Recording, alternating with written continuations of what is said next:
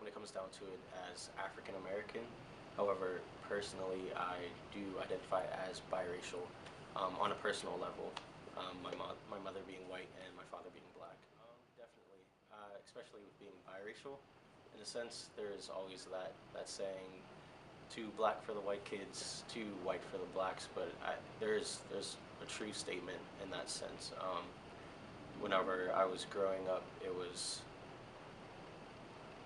I I don't know, acted a little different. That's because I mean, I experienced on both hands, like my mother's side of the family, my father's side of the family, and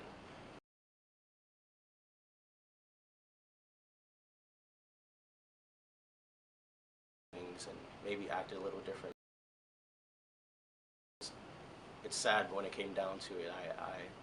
From my black friends, I was seen as being too white, or in a sense, and being with my white friends, I was that black kid who didn't act so black in a sense, or I don't know when it came down to that. And, I mean, that's kind of diffused as I got older in a sense, but I think it still plays a role. Has your ethnicity ever contributed to a negative experience or a positive experience? Um, there hasn't been one thing where I'd say it was like detrimental in a sense to my like. Sorry, I'm gonna take. Let me think about this one. I'm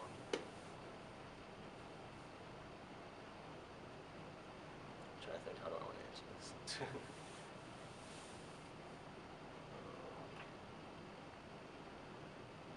What was the question? Um, Sorry.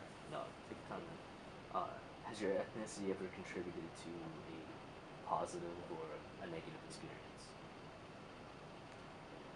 Um, I would say so. Like I said, there hasn't been one thing that like sticks out to me where I was like that affected me wholeheartedly. But however, I mean, I can't get around the fact that whenever I step outside, people do view me as a black male, so that those stereotypes kind of fall onto me. So I'm already kind of being prejudged in a sense. So whether that was me applying to school, whether that was me being part of clubs that kind of influenced how other people would talk to me, or how other people would see me, or how other people would talk about me with their friends. I don't know. It's just a sense that like it's another stepping stool that I had to get over before I could even talk to someone face to face. If that makes sense, it was something that I kind of had to diffuse before going into a situation because people were like, I mean, it still does happen when I walk into a room or walk into uh, just any new environment.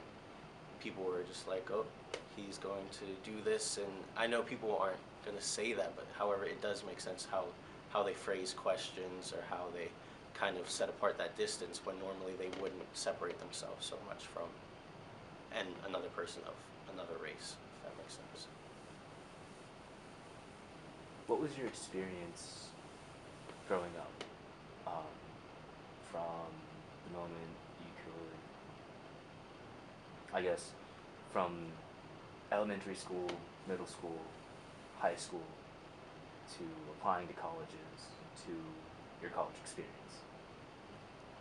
Um, like I said, when I was younger, the main thing that I was being,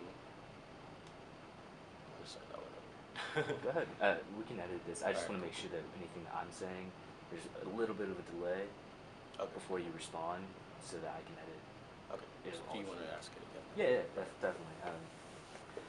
I guess what was your, I don't know, what was your experience with race, with self-identification, um, whether it was positive or negative? When did you become aware? Were there any moments when you were younger, um, where it was evident, but also what was your experience like in elementary, middle school, high school, to college? Um, like I said before, when I was younger, the main thing was I was aware that I was different in the sense that there weren't a lot of, well, there were. I didn't like that. Sorry.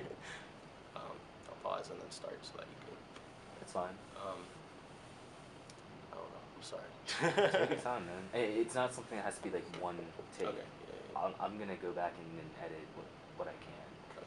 So I think just the idea